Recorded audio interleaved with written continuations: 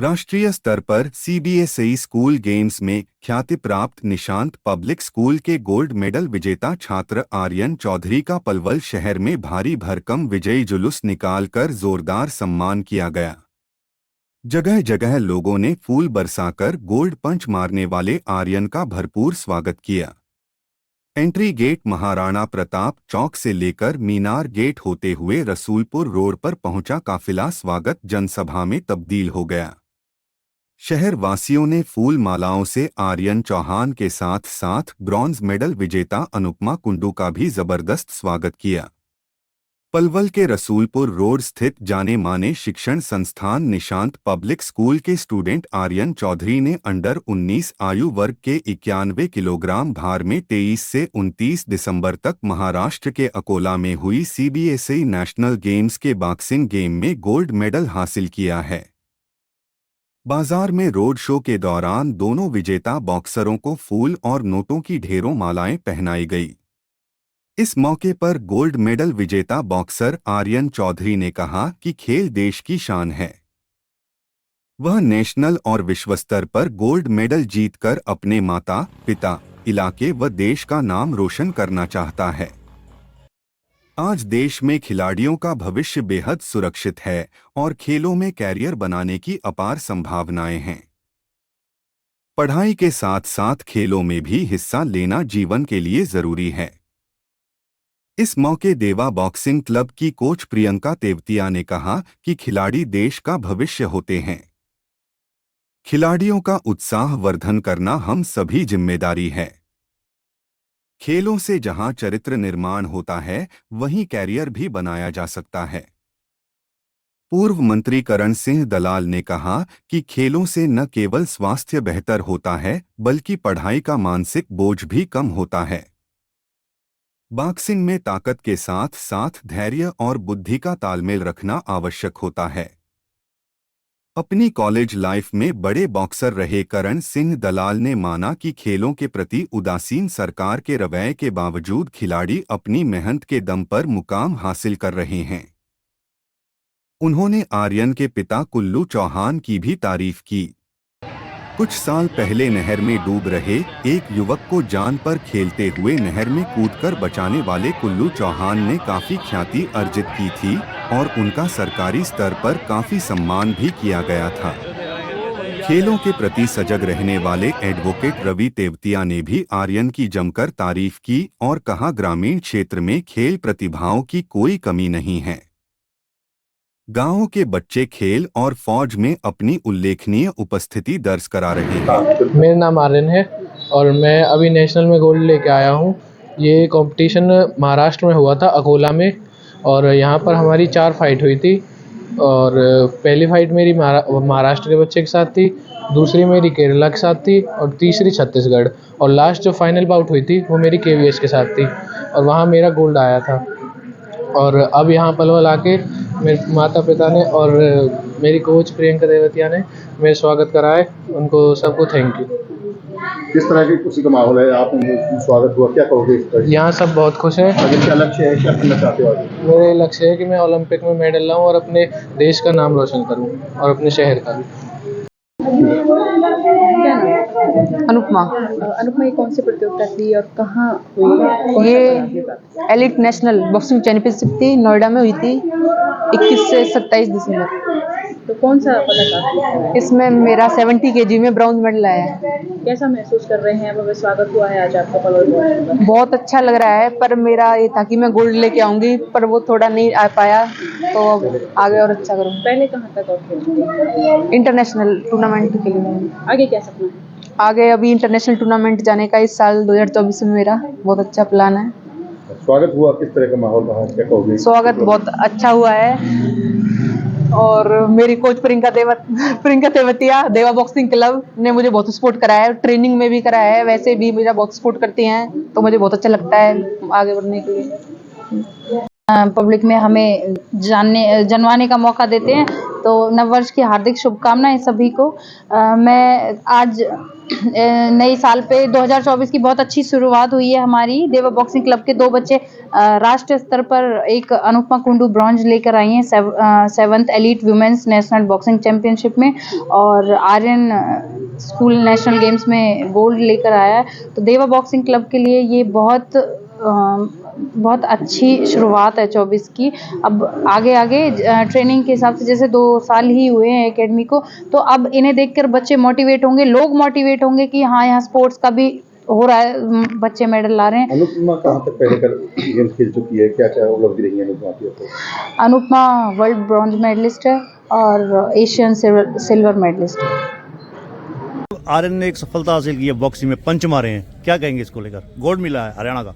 ये हमारे इलाके के लिए बहुत सौभाग्य की बात है कि हमारे इलाके का अपना बेटा आर्यन चौधरी, जो अंडर 19 राष्ट्रीय स्तर की जो बॉक्सिंग चैंपियनशिप पिछले दिनों महाराष्ट्र में अकोला में हुई है, वहाँ जो खिताब अपनी मेहनत से उसने जीता है, ये हमारे तमाम इलाके के लोग बेहद खुश हैं और आर्यन को आशीर्वाद दे रहे हैं। और हम सब ये भगवान से दुआ करते हैं कि आने वाले समय में आर्यन बॉक्सिंग में न केवल राष्ट्रीय स्तर पर बल्कि अंतर्राष्ट्रीय स्तर पर भी इसी तरीके से बड़े पदों को हासिल करके अपने माँ बाप का, अपने गांव का, इस इलाके का और देश का नाम रोशन करने का काम करेगा।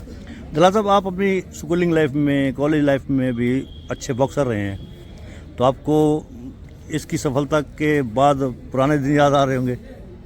निश्चित तौर पर बहुत अच्छा लगता है कि ये जो बॉक्सिंग का जो खेल है, ये एक बहुत ही महत्वपूर्ण देश का जो एक खेल माना जाता है और इसमें शरीर की ताकत के साथ साथ बुद्धि और संयम का बहुत बड़ा मेल किसी भी खिलाड़ी को रखना पड़ता है। तो वो साहब ये बात आर्यन ने सिद्ध की है और इतनी बड़ी जीत को हासिल करना ये कोई साधारण बात नहीं है। कोई बहुत ही बुद्धिमान, शक्तिशाली और जो संयम से और जो सब्र से खेल को जानता हो, वही इस तरह के पदों को हासिल कर सकते हैं। तो आने वाले समय के लिए हमारे इलाके के अंदर एक होनहार नौजवान जिस तरीके से खेलों में आगे बढ़ रहा है, तो हमारी शुभकामनाएं हैं आर्यन चौधरी के। कई बार अक्सर यूथ जो है, जो प्रैक्टिस कर रहे होते हैं, जैसे फौज में जाने की प्रैक्टिस कर रहे हैं, दौड़ लगा रहे होते सड़क पर, तो कोहरा धुंध छा रहा है आजकल, तो रिस्की बहुत है, स्टेडियम नहीं है, ट्रैक नहीं है, तो ऐसे सूरत में क्या कहेंगे आप? ये हमारा पहले भी कार्यक्रम था कि यहाँ बहुत ही अंतर्राष्ट्रीय स्तर का खेल स्टेडियम हम पलवल के अंदर बनाएं। हमने उसका शिलान्यास भी किया, लेकिन इस सरकार ने उस खेल स्टेडियम को पूरा नहीं किया है। अब हमारा फिर से ये ऐलान है कि जिस तरीके से अब 2024 में अक्टूबर में हरियाणा के अंदर सरकार बनने जा रही है, तो हम पलवल के अंदर आधुनिक सुविधाओं से लैस जो खेल का स्टेडियम है, वो लड़कियों के लिए, लड़कों के लिए, जिसमें कोचेज होंगे और हर खेल का वहाँ पर हर तरीके से पूरा प्रबंध होगा। तो एक ऐसा अंतर्राष्ट्रीय स्तर का स्टेडियम हम पलवल के अंदर आने वाले दिनों में, जब हमारी सरकार बनेगी, तो हम पलवल में बना करके दिखाएंगे और अपने नौजवानों को खेल के उसमें जो उनको हर तरह की सुविधा पा करके वो आगे बढ़ें, ऐसा बंदोबस्त करने का हमारा मन है। जैसे अब खेलों में जैसे जैसे खेल बढ़ रहे हैं, आगे सफलताएं भी मिल रही हैं, राजनीति भी हावी होती जा रही है। अभी आपने देखा होगा साक्षी मलिक के मामले में उसने रिंग छोड़ने का ऐलान कर दिया। हाँ, ये भारतीय जनता पार्टी बात राम की करते हैं। राम एक मर्यादा पुरुषोत्तम थे, लेकिन भाजपा के नेताओं की कोई मर्यादा नहीं है और ये मर्यादाओं को कुचलने का काम कर रहे हैं। यही वजह है कि अंतर्राष्ट्रीय पदों को जीतने वाली हमारी बेटियां आज शर्मिंदा होकर के पदों को वापस कर रही हैं, लेकिन सरकार के कानों पर जूं नहीं रेंग रही। तो ये बहुत दुर्भाग्य की बात है। ये बीजेपी की सरकार ने देश की तमाम जो हमारे भाईचारे की मर्यादाएं थी, जो हमारे धर्म की मर्यादाएं थी, जो गरीब और शरीफ लोगों का इस देश में जो एक जीवन हुआ करता था, आज सब कुछ इन्होंने धनाढ़ लोगों को गिरवी करने का काम किया है। ये सरकार केवल और केवल धनाढ़ लोगों के हितों को साधने का काम कर रही है और धर्म के नाम पर इस देश को बर्बाद करने का काम कर रही है। तेवती साहब, दलाल साहब ने आर्यन की सफलता पर खुशी जाहिर की और साथ में ऐलान भी किया कि सरकार आएगी तो खेल स्टेडियम बनाए जाएंगे, कोच की व्यवस्था की जाएगी, सुविधाएं दी जाएंगी। क्या कहेंगे? सबसे पहले दलाल साहब का धन्यवाद। दूसरी बात यह, दलाल साहब ने आश्वासन भी दिया है उसके स्वागत के लिए और हमारे इलाके के लिए बहुत शान की बात है। और 16 साल का बच्चा है, अभी पढ़ भी रहा है 12th क्लास में, तो ये शक्तिशाली खेल है। हमारे इलाके और पूरे देश के लिए गौरव की बात है। आने वाले वक्त में बेटा अभी से ओलंपिक का सपना लेने लगा है, तो अच्छी बात है। बेटे की सफलता पर क्या कहेंगे? बेटे की सफलता पर तो जी बहुत खुशी है।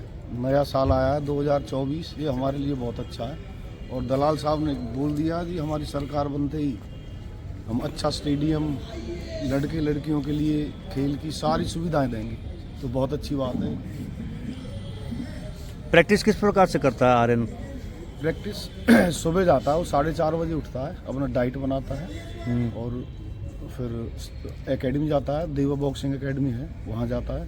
फिर वहाँ से 8 बजे आता है, फिर या तो स्कूल चला जाता है या रेस्ट करता है। दोपहर को फिर जाता है एकेडमी, 3 बार करता है प्रैक्टिस दिन में। जहाँ तक पुरानी बात की जाए तो आप खुद भी काफ़ी साहसी माने जाते हैं। आपकी एक वीडियो बहुत वायरल हुई थी। हाँ जी। कहाँ की बात है, कौन सा स्थान था? साहब के गांव में ही नहर में से मैंने एक बच्चा बचाया था जी, एक बच्चा डूब रहा था, तो अब तैरना आता था मुझे, मैं भी कूद गया नहर में। बताया जाए उस समय काफ़ी भीड़ भी थी वहाँ पर। भीड़ काफ़ी जी, वो रोड जाम हुआ पड़ा था। मैंने उतर के देखा गाड़ी में से कि रोड जाम है, क्या हो गया। तो बच्चा बिल्कुल बस 2-4 सेकंड भी अगर मैं जीन्स भी पहनी होती तो उसे उतारता है, इतने में तो उसका काम हो लेता। मेरे पास निक्कर ही था, खेतों पे जा रहा था मैं, तुरंत ही कूद गया।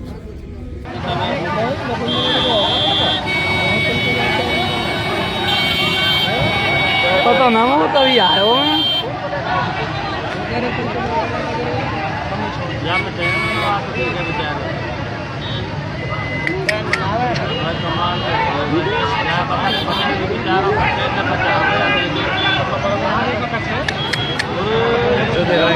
जाल है।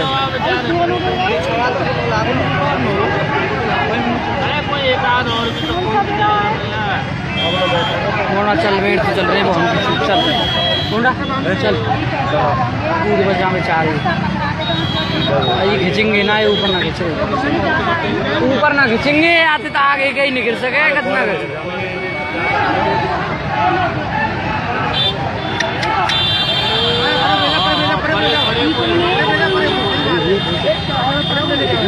हम यहाँ से, मेरे फ्रेंड का बर्थडे था कल, अमित बैसला का, तो फार्म पे जा रहे थे।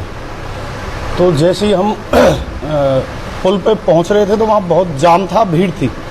तो हम गाड़ी से उतरे, हमने भी देखा पता नहीं क्या है क्या नहीं है।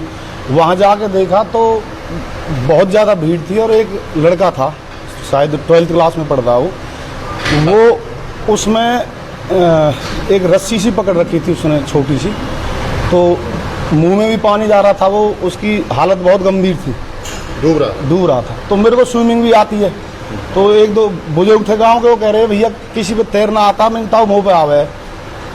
तो उन्होंने तो इतना कहा, फिर मैंने एक मोटा रस्सा लेके उसमें कूद गया।